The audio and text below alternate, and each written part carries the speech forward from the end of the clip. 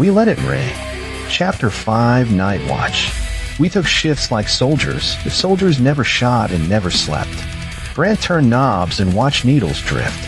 I sat in the old chair. It squeaks, unexpected company. Hours slid. The beacon on the tower throbbed through the blinds. At some point, my brain started assigning meaning to the hums. I heard vowels in the transformer. I heard a sigh in the wind that came in under the door.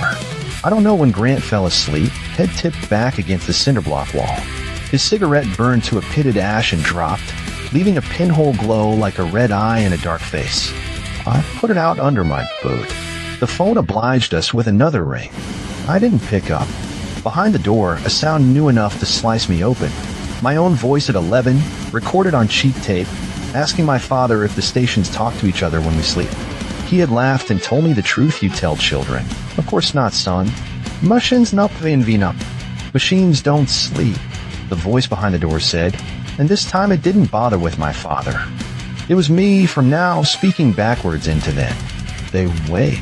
I stood in the hall, past the racks of dust and a framed FCC license with my father's name typed on it.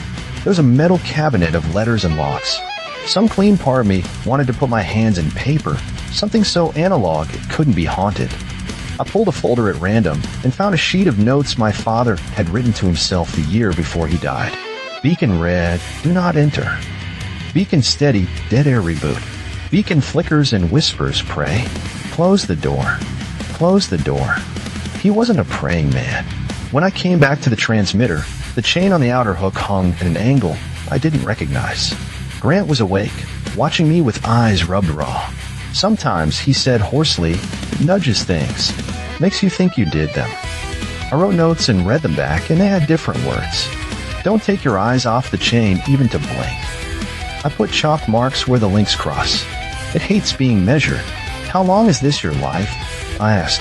I wanted him to say it had only been 2 weeks, that it was new and his mind hadn't broken, and I could bolt the door and haul him to sunlight. He didn't answer. A man can live in 2 weeks longer than some do in 70 years. Do you know why you called me? I asked. He looked away. It talks less when you're here. That doesn't answer the question. I called you because if I die, somebody has to know the rule.